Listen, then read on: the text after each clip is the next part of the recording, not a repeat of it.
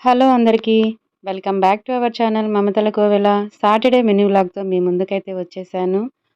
పోలే పోలే నీ భాగం ఎన్నాళ్ళంటే మా అత్త ఊరెళ్ళి వచ్చేవరకే అనన్నట్టు ఇప్పుడు నేను ఈ సామెత నాకెందుకు గుర్తుకొచ్చిందని అనుకుంటున్నారా? ఆహ్, నిన్ననే కదండీ అంతా కడిగి శుభ్రంగా ముగ్గులు పెట్టేసుకున్నాను. చాలా మంచిగా ఉంది. ఈరోజు నాకు మా ఇల్లు చాలా కళగా అనిపిస్తుంది. శుక్రవారంలాగా ఉందని బోలెడన్ని మాటలు చెప్పాను నిన్ననే. ఇప్పుడు అర్థమైందనుకుంటా.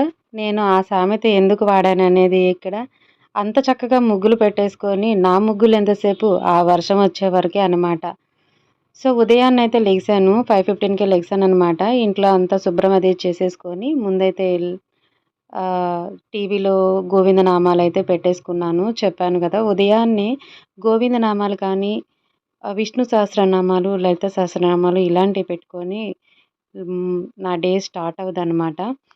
సో, ఉదయాన్నే ఇక సాటర్‌డే కాబట్టి గోవిందనామాలైతే పెట్టేసుకున్నాను. పెట్టేసుకొని బయటంతా ఊడ్చేసి ముగ్గైతే పెట్టేసుకున్నాను. ఇంకో పక్క గూడా ఈ ముగ్గులన్నీ పోయినందుకు కూడా బాధగా ఉంది. ఏం చేస్తాము? ఇంక అందుకని గుమ్మం వరకు మళ్ళీ శుభ్రంగా చేసుకొని గుమ్మం దగ్గరైతే ముగ్గు పెట్టేసుకున్నాను.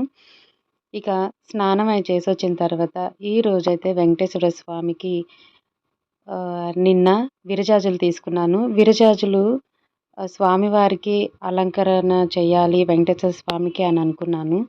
సో, మిగతా దేవుడి ఫోటోలకైతే ఇంట్లో తెల్ల పూలను ఒక్కొక్కటి పింక్ కలర్ మందారం పూలైతే వచ్చాయి. అవి సరిపోయాయి. ఈరోజైతే నాకు ఆ వెంకటేశ్వర స్వామిని, ఆ విరజాజి తెల్ల మాలలో స్వామివారిని చూడటానికి 2 కళ్ళు సరిపోలేదన్నమాట.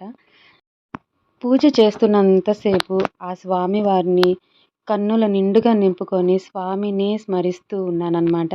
ఈరోజు స్వామివారికి నైవేద్యంలో పెట్టిన జాంపళ్ళు కూడా మన చెట్టువే, మన ఇంట్లో చెట్టువే అనమాట. ఈ మధ్య జాంకాయలు వస్తున్న దగ్గర నుంచి పూజలో జాంకాయలే ఎక్కువ పెట్టుకుంటున్నాను.